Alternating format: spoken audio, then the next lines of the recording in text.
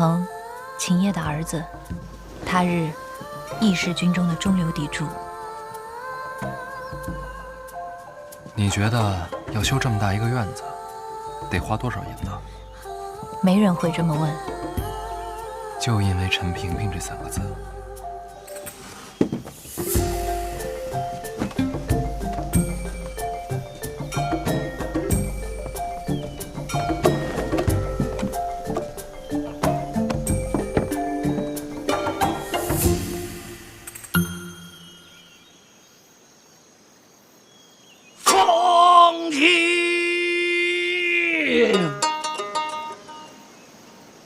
天高，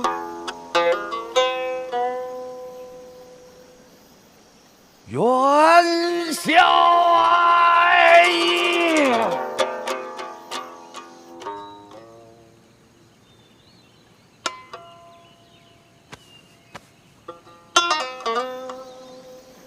竹青沙白。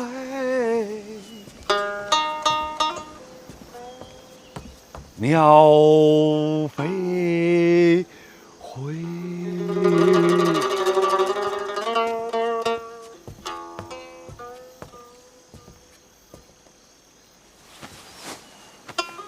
小范大人，无边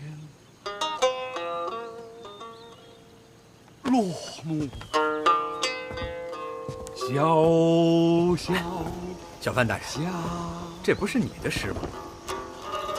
久闻小范大人之名，如今得见，三生有幸。有幸目睹过秦老将军英姿，秦家世代英豪，令人敬仰。在殿上见的？正是。嗨，那不可能有英姿。家父每逢上殿，必定犯困，没打呼，我就谢天谢地了。殿上吵得厉害，我倒是没听出来。让小范大人笑话。家父在家睡不着觉，就在殿上能睡。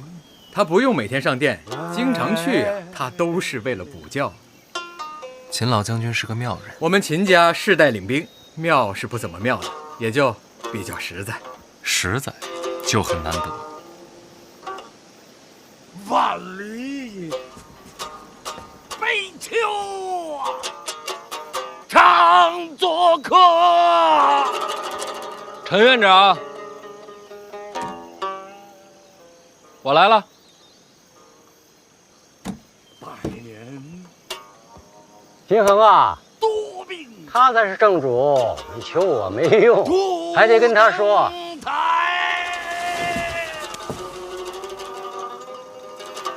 婉儿，哎，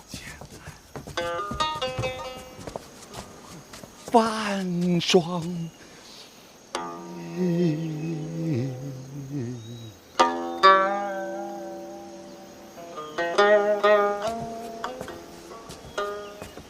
潦倒行田某是来求饶的。秦将军这话是什么意思啊？自从小范大人上殿之后，督察院群情激愤，全力查探。当然了，此乃国家之幸事，秦将10000可赞成。煮酒杯，煮酒杯。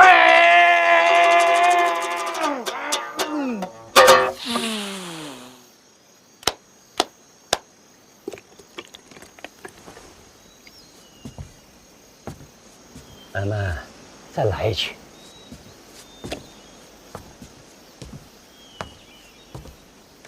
这怎么还走了？没心情了。这还得看他心情。月由心生，不必强求。婉儿，这是第一次来陈园吗？一直想来，只是往年身体抱恙，无法出门。第一次登门，做长辈的应该有所表示。喂啊，喂，啊。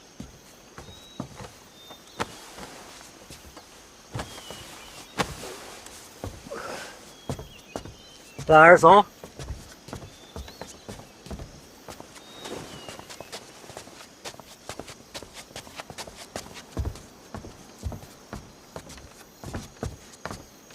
你们两个慢慢谈吧。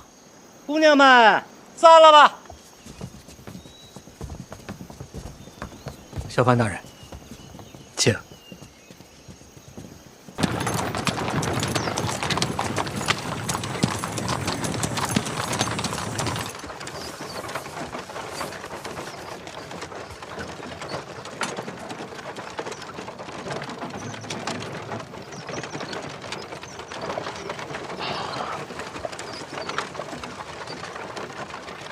老王啊，刚才门口仲子伟跟你说什么了？神神秘秘的。他说这抱月楼那个凶手啊有眉目了，他带人过去看看。还有呢？还有就是陈院长关心您的伤势，让您呢去一趟他的住处。所以咱们现在是去陈院长那儿。是。你之前去过吗？没有，来京都这么久，一次也没去过。你去过吗？我听说陈院长啊住在城外，还是住在山里，神神秘秘的。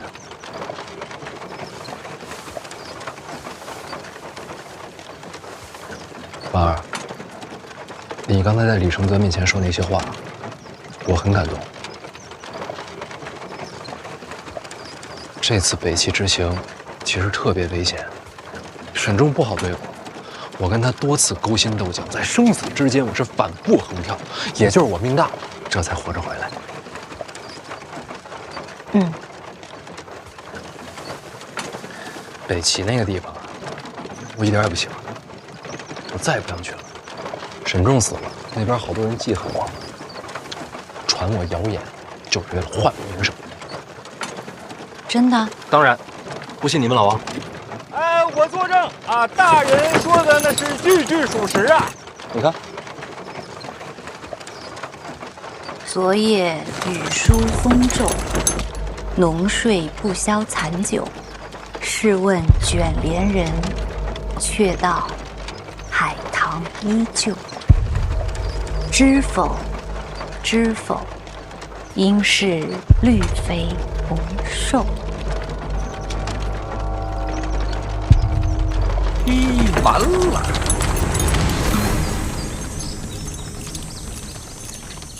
真是好词啊！听说是你写的？不是，不是你写的？抄的。对，你之前说过，你的诗词自梦中而来，并非自家所写。以后再也不抄了，欺世盗名不是好事儿。那这首《海棠依旧》就是最后一首绝唱啊！婉儿，当时情况危急，海棠是来杀萧恩的，我是借这首词来保命啊。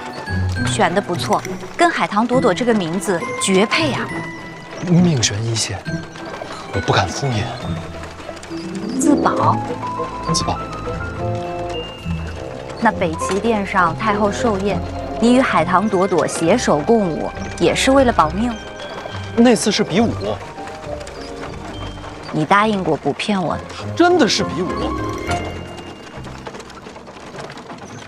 只是过程确实不那么伶俐。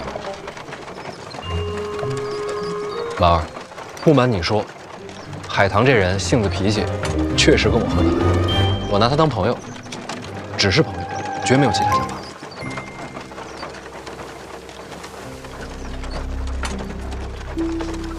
千真万确，绝不骗你。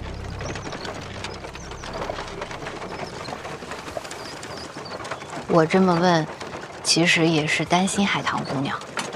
你担心她什么？人家苦荷大师关门弟子，北齐寿女，这等身份怎么能做小？完全没关系啊，没有的事儿。那什么时候给我也写一首？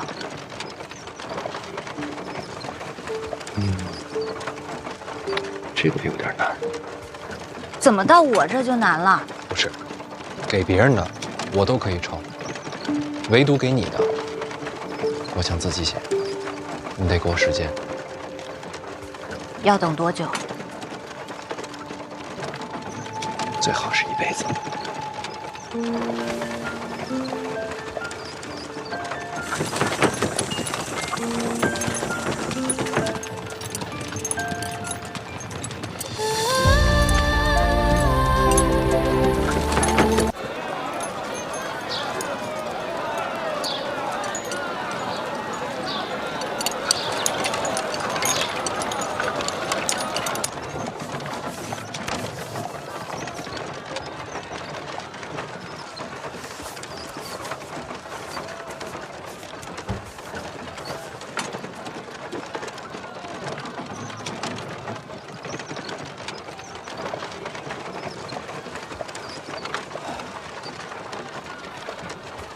到现在还没有死啊！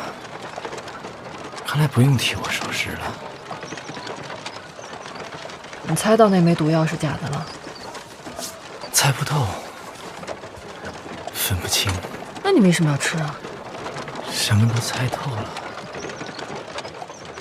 活着还有什么意思？你可能会死啊！我死了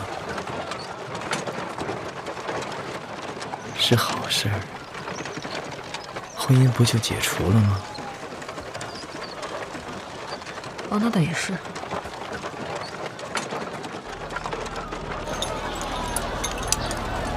范闲说的是不是真的？哪一句？抱月楼命案是不是与你相关？我现在说不是，你未必相信。等凶犯落网吧。可凶犯始终下落不明。会落网的。你确定？天网恢恢，命数难逃，我猜。坏了。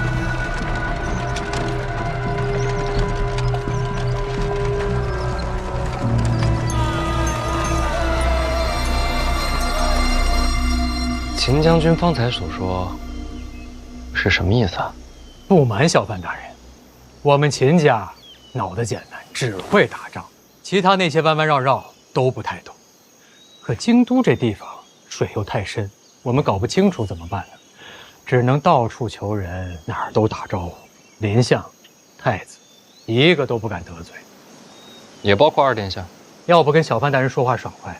是啊，二殿下这逢年过节该送礼送礼，该登门登门。小范大人，这理解吧？理解，都不能得罪。哎，就这意思。哎，不过我澄清一下，秦家绝对没有投效皇子麾下，走个过场。咱们这些带兵的只能效忠于陛下，不然那不是找死吗？秦将军说的够透彻了，跟二殿下有来往，但不是同路人。就这意思。还请小范大人为国除奸的时候，多留意一些。是吃了空饷？哎，绝无此事。秦某以性命担保，绝不可能。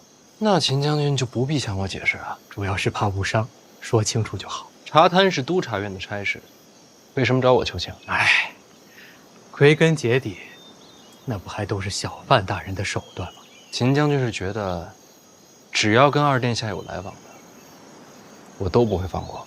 赶尽杀绝嘛！我茶摊是为国正法，秦将军，这不是党争啊！当然了，当然了，咱们不能那么叫。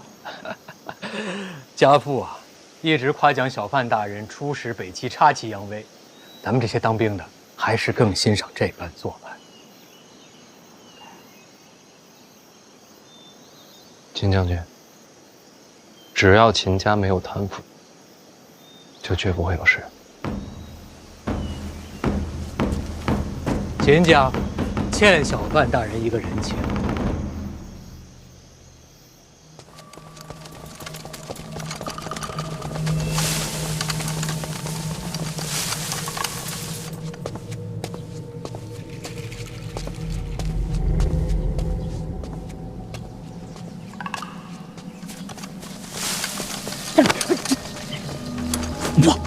我，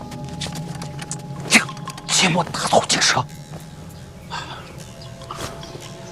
都啥事了？有送菜的见过，院内3人，面容和抱月楼凶犯相似。那都围住了，4面都围了，绝对跑不了。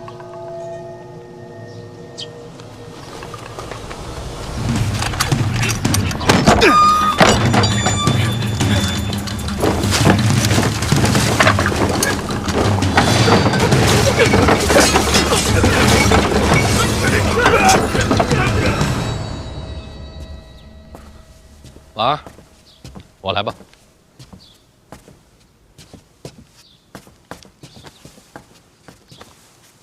秦恒走了，托我替他跟您道个别。话都说透了，是不是朝堂上下都觉得我这次茶摊，不过是为了报私仇？不然呢？哦，你是想告诉他们你是为了国法，或者是为了正义？我跟李承泽是有私怨，但我要真是针对他，我就不会把这差事给督察院去办。党争传闻是毁你根基，是要让满朝文武对你心存猜忌。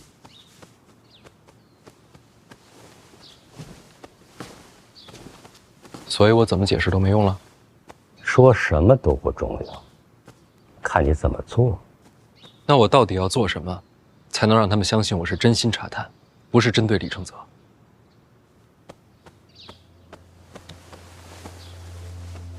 找出个巨蛋。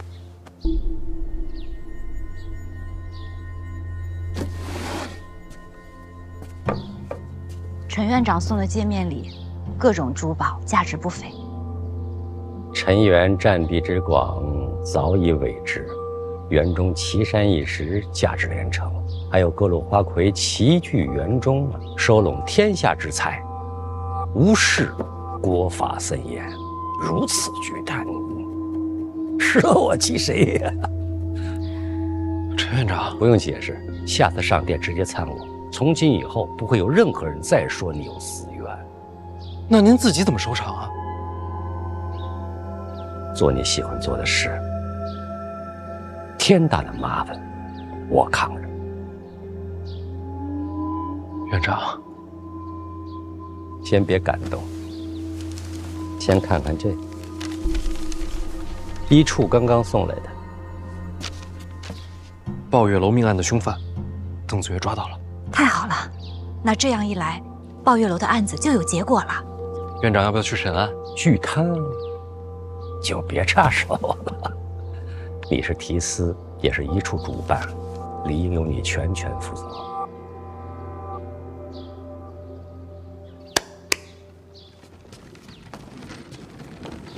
毕竟你身有重病，该做还是要做的。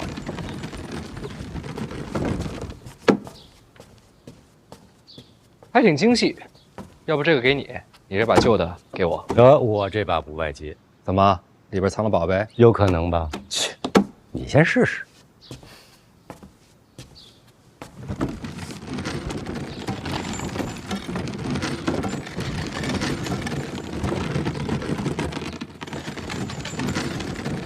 这一次，别再扔出去砸人了。看什么呀？你跟他这关系，他那里，我必须要放人守着。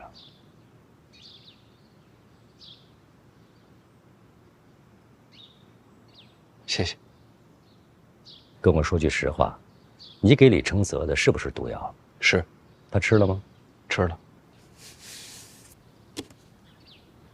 不过解药碰杯的时候，我抖在他杯里了。想吓吓他？不是，真的想过毒杀他，但是不行。为什么？叶灵儿说的有道理。灵儿说什么了？你不敢动手，我可以帮你。那也不能杀人呐！你们有多大仇，非要毒死他才能解恨？李承泽这个人，总是视人命如草芥，因为他自诩高贵，高高在上，所以我用毒杀他，只能杀了他这个人，却不能打败他这种人。我就是要在朝堂之上，依仗国法，堂堂正正击溃李承泽，才能告诉天下人，这世上不只有高低贵贱，依然有人尊法如仗剑。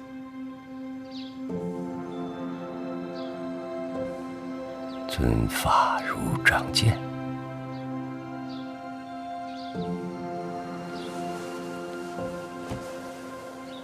石碑上的话，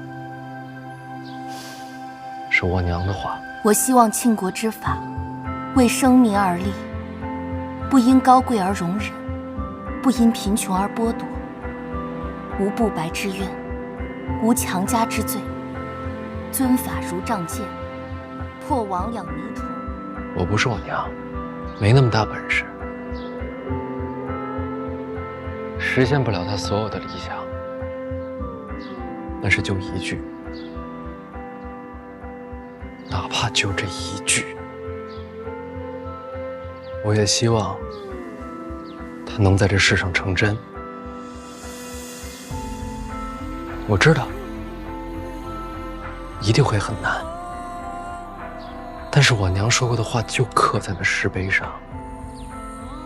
既然我来到这世上，我就不能让那石碑成了笑话。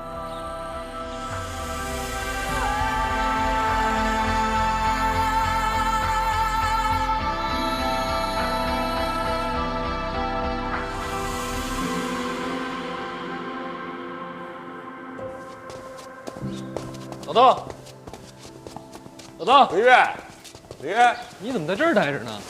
大人，属下本事不利。那也不用跪啊。不，大人是腿麻了。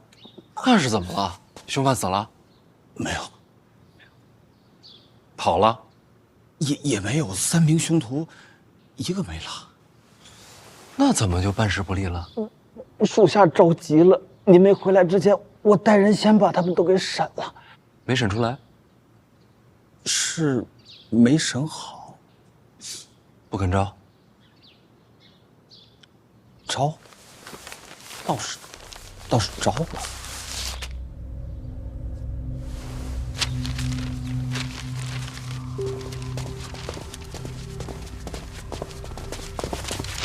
这是你的证词吗？啊，你招的？你这是你的证词吗？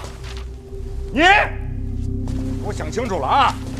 到底是谁指使的你们？小范大人，是我们对不住您，没跑成。睁眼说瞎话是不是？啊，走啊！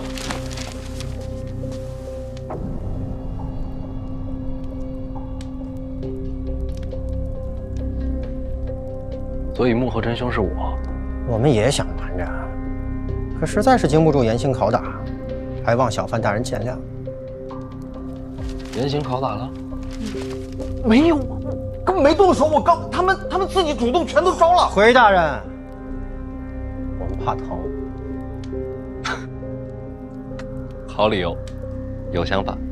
大人，这是栽赃陷害，不能这么说啊！供词我也看了，条理清晰，动机明确。你别说，我自个儿看了都觉得我是凶手。范大人，我觉得还是得用刑，刚才根本就没用刑，真打他们就招了。来，刚才都没动。啊，用刑没用。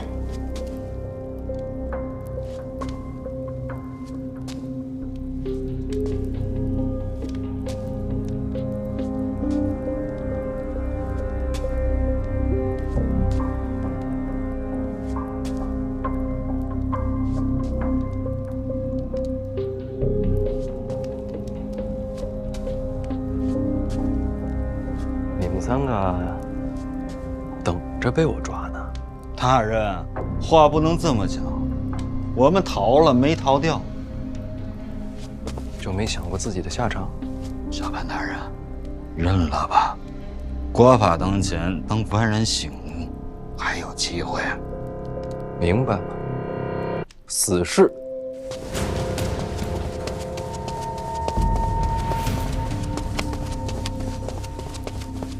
提司大人何在？提司大人何在？提司大人，提司大人，京都府来人要提凶犯，不能放。我现在就把真情不知，我现在人给出去。大人，京都杀人本来就应该京都复审，我们一处没理由留人。可是这样的口供，如果被京都府坐实了，您就百口莫辩了。要不然这样，就说抓他们的时候，他们负隅顽抗，然后伤处不治。我现在就灭口。人死在一处，同样百口莫辩。那也好过被栽赃陷害吧？对呀，大人。人给他们，做人跟做官一样，要守规矩。放人。做大事不拘小节。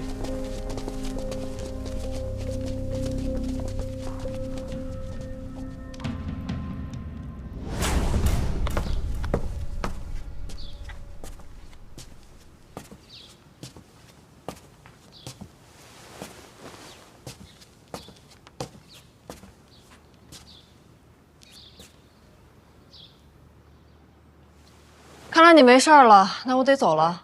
别着急，万一是慢性毒呢？再等等。就算毒发，你都在自己府里了，有的是人给你收拾。你们做女侠的，是不是应该有始有终啊？我总不能一直等在这儿，直到看见你死吧？那也不是不行。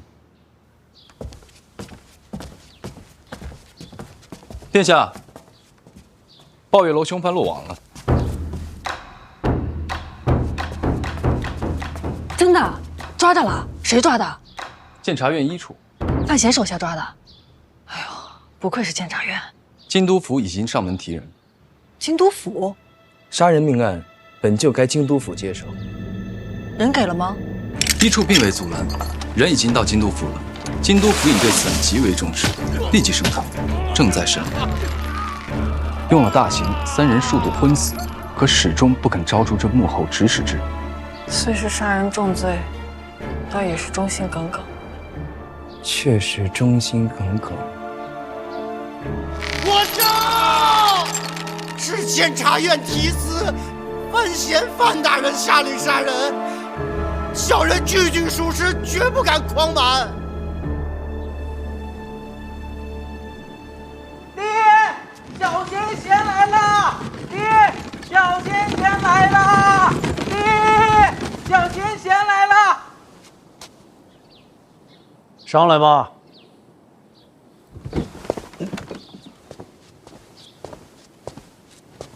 师伯，重兵。不瞒师伯，装的。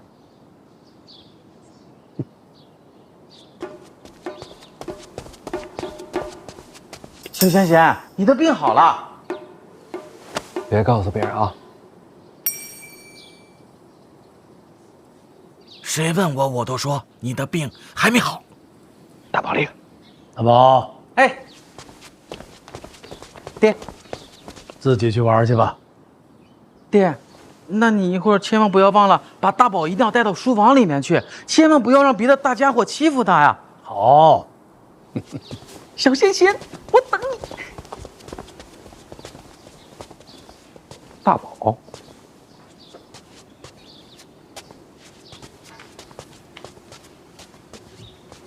他把这条小红鱼叫大宝。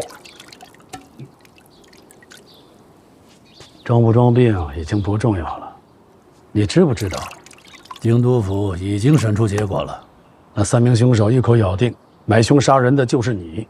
听说了。是你吗？不是。老二的手段，那几名凶手是他麾下的死士。师伯明察秋毫。你糊涂啊！人是你先抓的，让他死在一处不就完了吗？怎么又交给京都府了呢？抱月楼牵扯到范家，人死在一处，我说不清楚。说不清也好过罪名坐实。幸好你之前做的不错，把老二和抱月楼扯上了嫌疑。梅之礼卸任以后，如今的京都府尹和老二走得很近，我们只能从这点上做文章。就说京都府是为了二皇子屈打成招。京都府如今与我走得近，如若京都府尹擅作主张，屈打成招，那岂不是要把范闲害了？对啊，有可能啊。所以说，为求一个胸怀坦荡、光明正大，速把人送去刑部。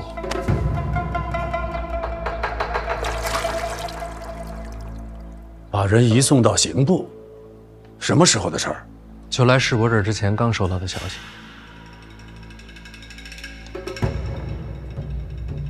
李承泽落子够快，他一直是个聪明人。到了刑部，凶手不会改口供，想必也是如此。就让他们死在刑部。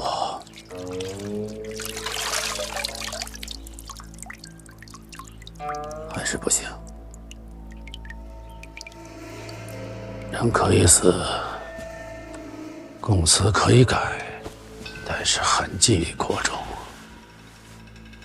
瞒不过天下人，瞒不过陛下。范闲啊，这件事我前后都想了，人要是到了刑部，你这边可就难了。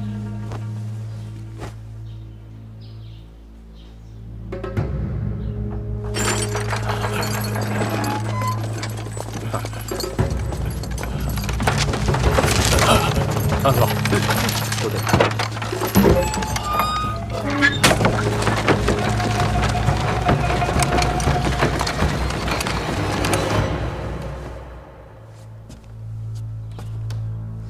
还有最后一条路。这还能有路？皓月楼说起来，终究是范思哲的产业，他杀人更合理。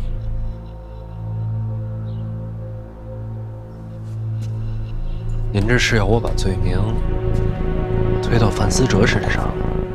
想保住你，总要交出去一个。范思哲可是我弟弟。壁虎断尾，壮士几万，心狠手辣，好过折戟沉沙。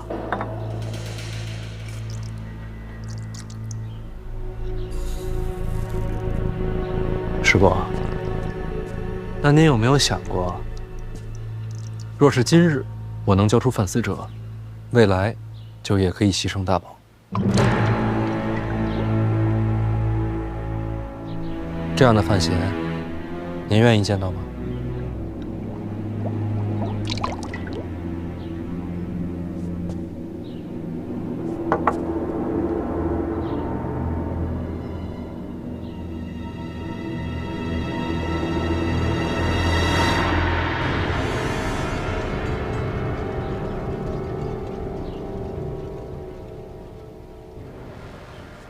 那就无路可走了。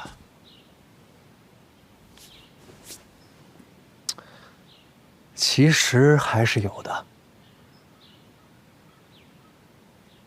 那3名凶犯落网之后，我第一时间让麾下之人去查了3名凶犯的底细，结果已经出来了。大人，经监察院密档查证，此3人皆有命案在身，可以说是血债累累。按秦国律法，该怎么判？若不是还要查证鲍月楼命案，当判斩立决。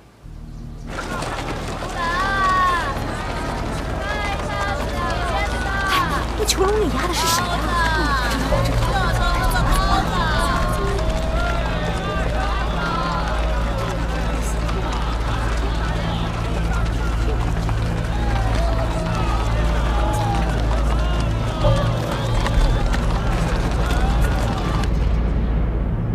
无生路可言，才能安心做死事。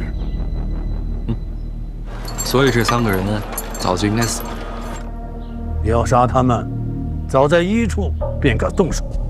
如今口供都给了，这时才杀，坐实了你是杀人灭口。您有一点说的没错，重点就在于杀人灭口。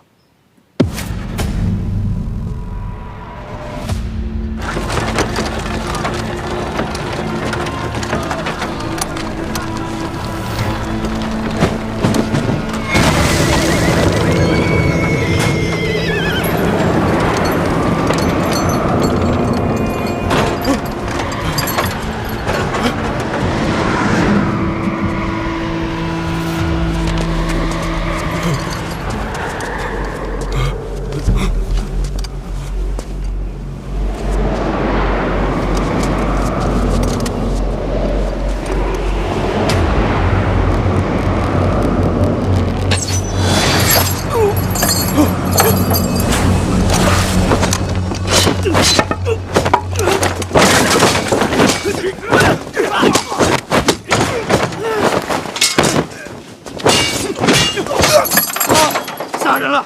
放我出去！放我出去！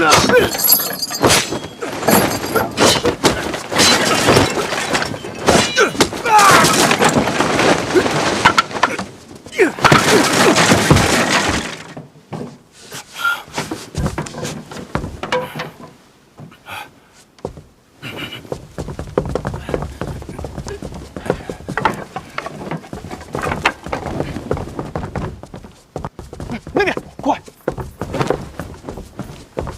发现一个，把他看住了，扛着。这些人直接给我追，一个都不放过！是，快！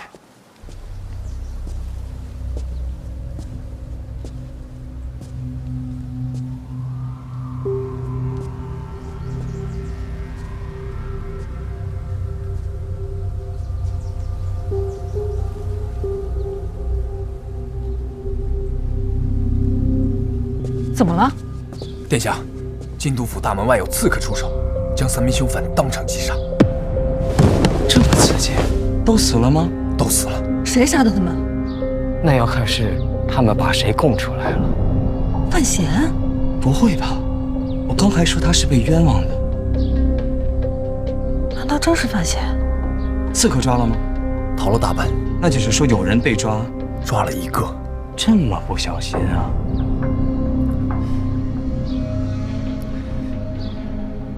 殿下，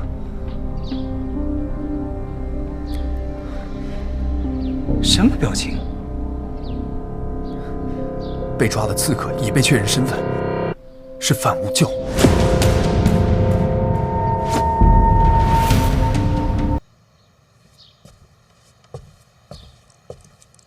海棠朵朵、监察院都站在范闲这一边。这个海棠朵朵跟范闲是不是有私情啊？我觉得不是。那为什么要帮他？因为范闲是内库未来的主人。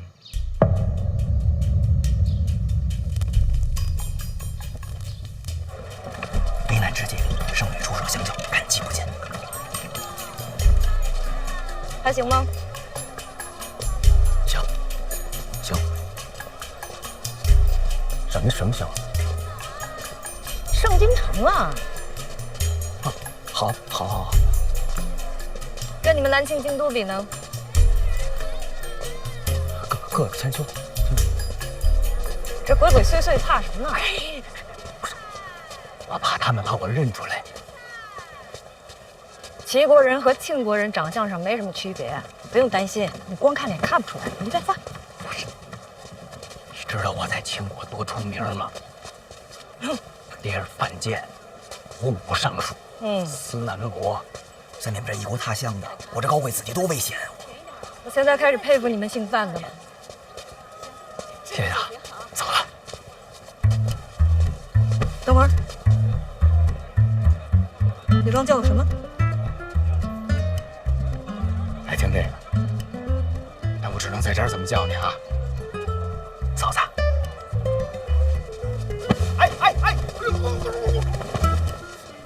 你哥是怎么说我的？还用他说吗？整个庆国都传遍了，我都懂。你懂个屁呀！我告诉你，这是在齐国，你别胡说八道，别叫我嫂子。齐国还瞒着呢是吧？没瞒着。已经说出去了。我跟你哥就什么关系都没有。没有，肯定没有。哎呀，行了，嫂子，你就别瞒着我了。我跟你是一头的，我向着你。你什么就跟我一头的呀？你没见过京都那个嫂子？那个嫂子天天病病歪歪的，特没精神，跟红楼里的黛玉似的，哪跟你似的，是吧？又特别重。我告诉你，我帮你哥主要是因为他接手了内库。我们齐国跟你们庆国毕竟是有生意上的往来的，明白吗？啊，如果你们庆国内乱的话，我也是乐见其成的，懂吗？就完全不相信是吗？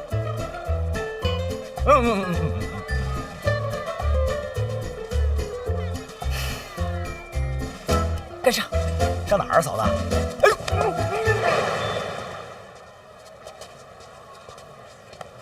就这儿，进去吧。你们庆国在上京城安排的铺子。干啥使？指挥暗探居中调度。你哥让我把你送到这儿。是好朋友。该帮的我都帮了，你好自为之。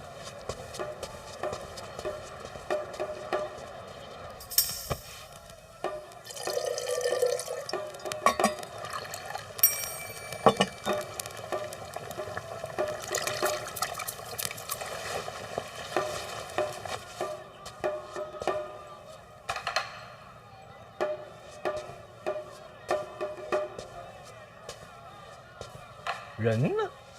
口感风寒，不宜待客。你要什么自己看啊。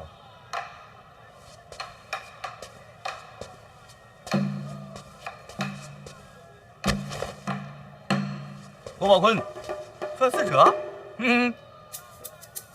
哎呀，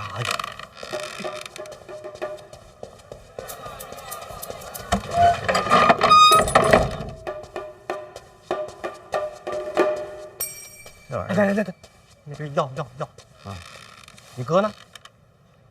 嫁的吧？不知道。他没来，你来干什么？我帮你啊！你别胡闹了。你知道这是什么所在吗？啊！我大庆暗探，所有行动都靠我指挥若定啊！这等要紧差事，你别跟着掺和。反正你要能来，我也能来。这话说的，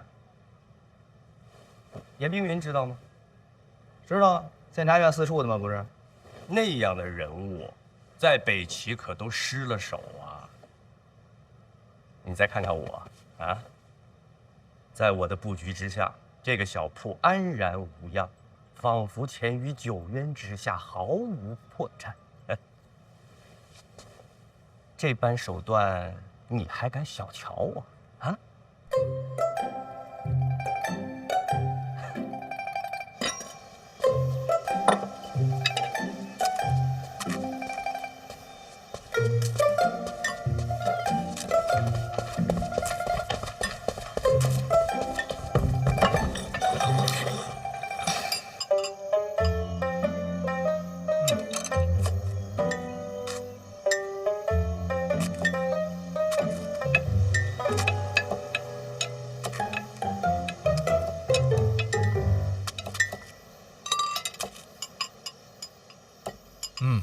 还是小师妹会吃，酸辣加水果真不错。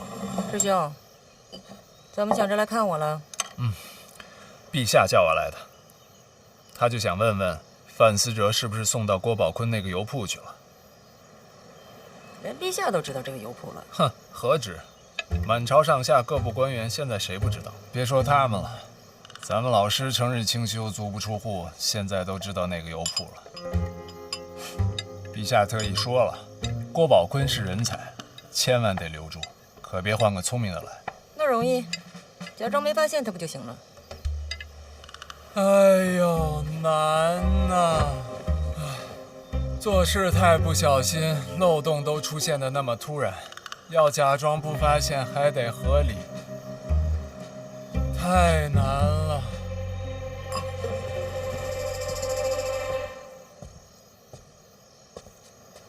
没事儿，咱们齐国上下用心帮衬点儿，务必保住这个郭宝坤。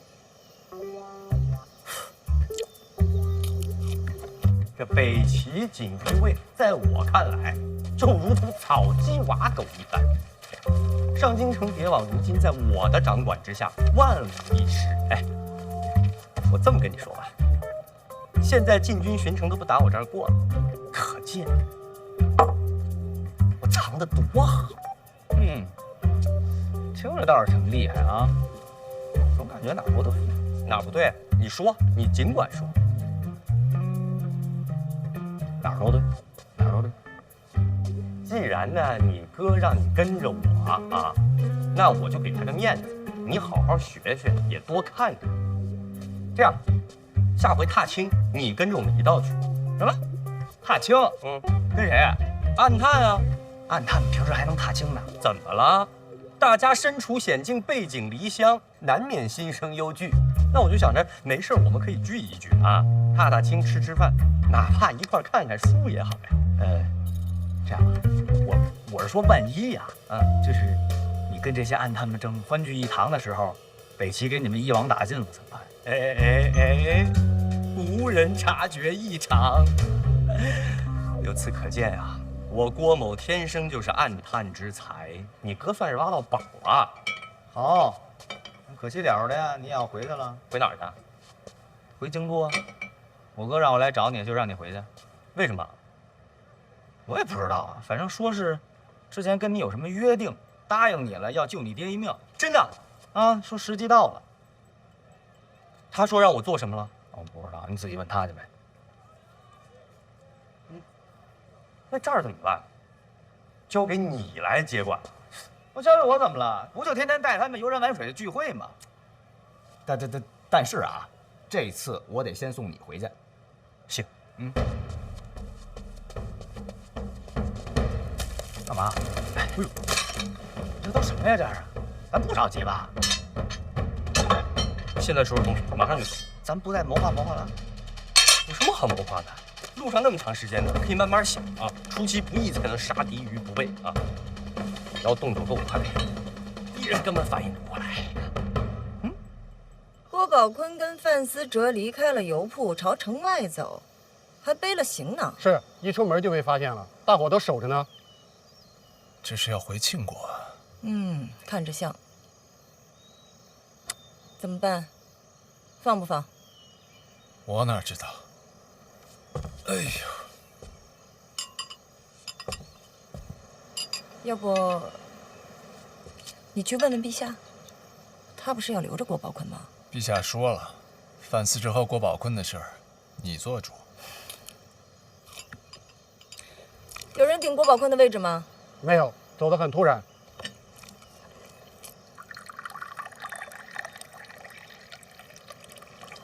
要我看还是放了得了，留着也没意义。这留个好印象，万一下次来的还是他呢？哎呀，我不管，我就是个传话的，你定。你们珍惜一下圣女好不好啊？别什么事儿都让我干，你们个个多悠闲，我是圣女啊！贤？哦，对了，陛下让你有空给范闲写封信。我给他写信干嘛呀？问他一下，回南清这么久了，这红楼一卷也不更新，属实有点过分。天天就知道看书。放人。是。我跟着去看一眼。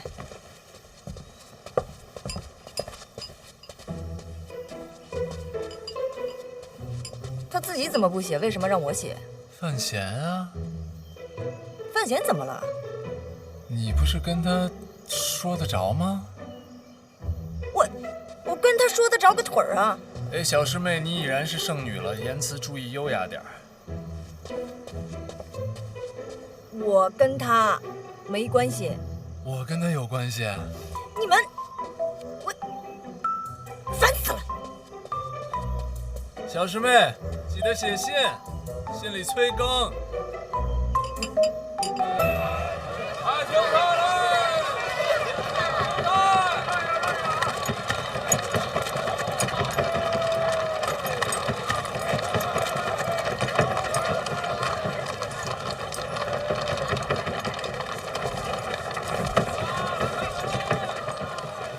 圣女，怎么样？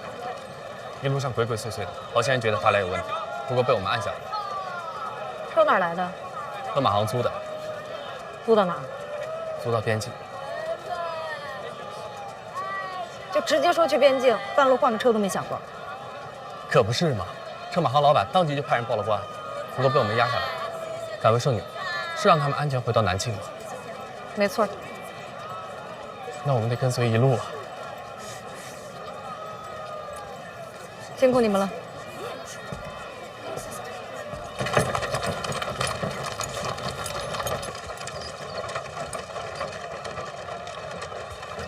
一切正常。刚才你还挺聪明的，居然说去边境，没直接说去庆国。随时保持隐蔽，是咱们作案探的第一要务。我还挺有天分的吧？思哲，看来你也是可塑之才。郭兄，先前确实对你有些唐突，直到今天我才明白，为什么范闲敢把你一个人放在北齐。哎呀，大庆如若都是你我这般人才，何愁天下不定啊？郭兄所言极是啊。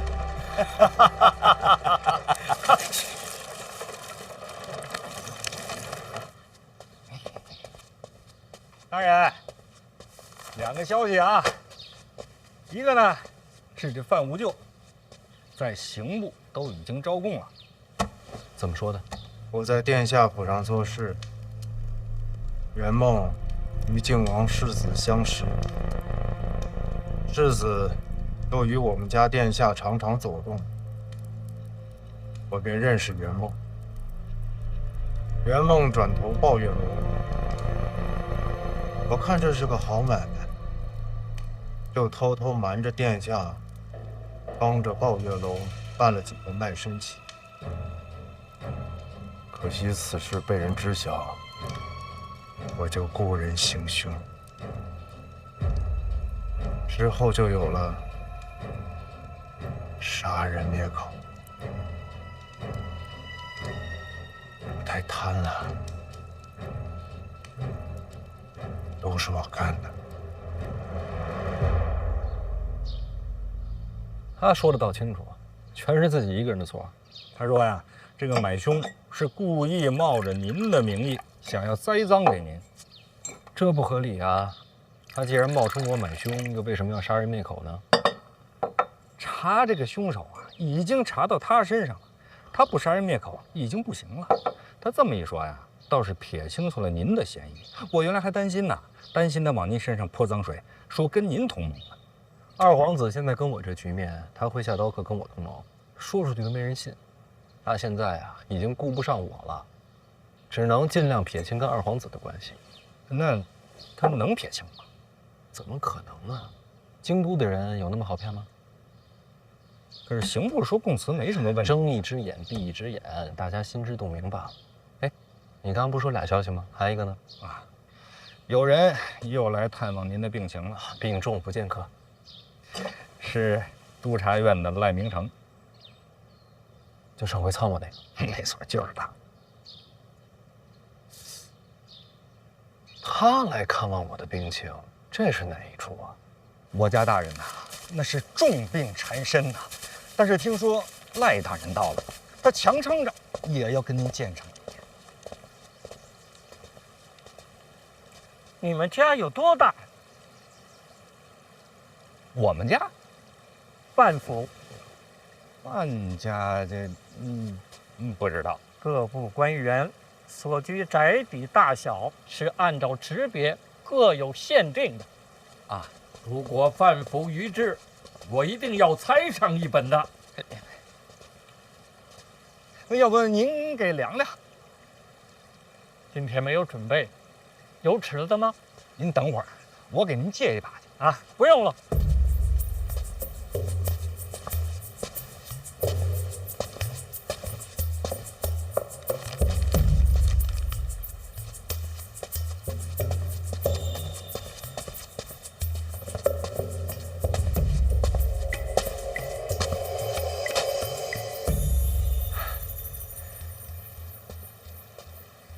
我这样一个人量，是不是太耗时了？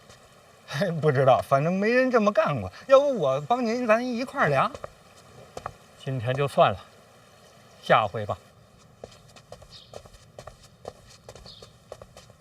哎，哟，大人，您看你怎么还起来了？不是不让您起来吗？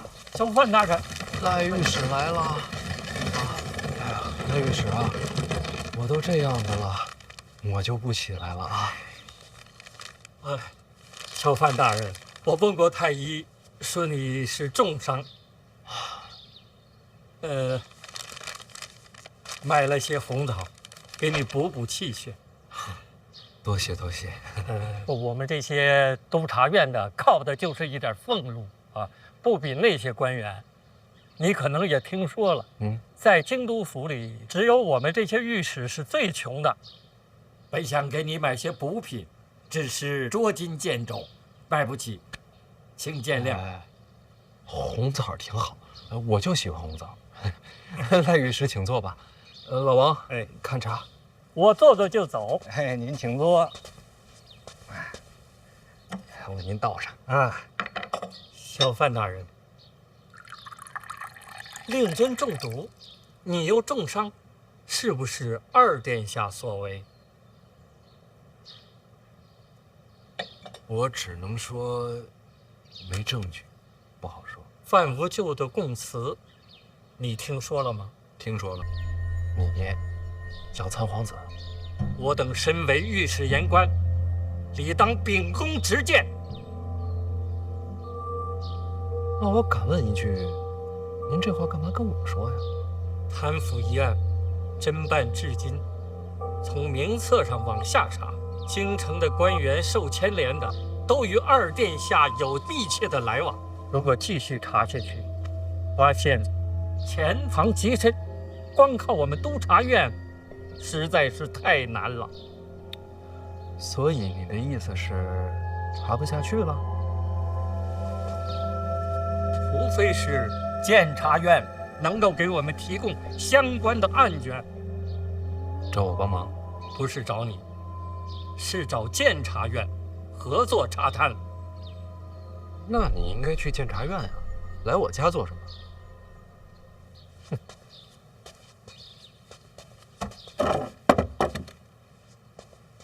监察院内其他人我不熟，只有你，我刚刚参过你，也算是有来往吧。这算是哪门子来往啊？这查贪视为国事，有问题吗？那我要是帮了你，你还参我吗？当然要参了。你这是既要参我，还要我帮你。此事绝非个人恩怨，不能混为一谈。国法森严，怎么能私人交易？您可真是请人帮忙，一点好处也不想给。不愿意就算了。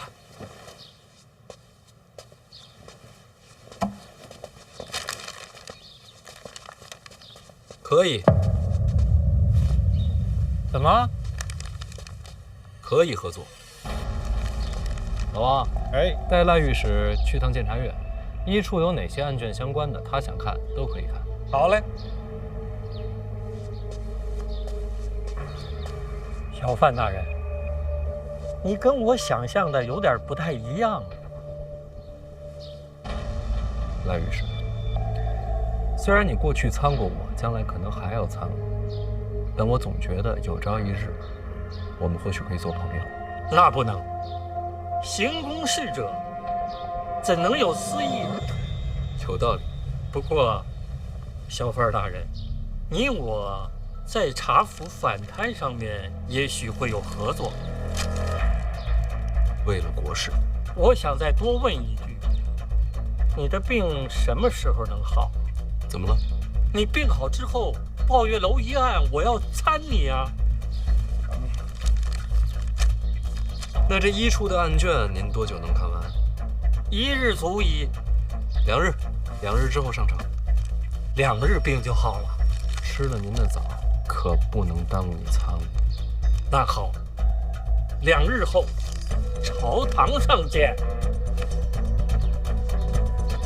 哎呀，这位真够可以的。哎，我送送去。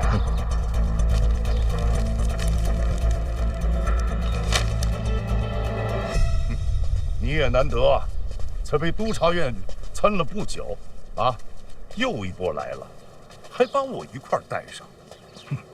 没听说这么做官的。是啊，别人做官都是人情，我一做官全是人祸。你自己倒是知道。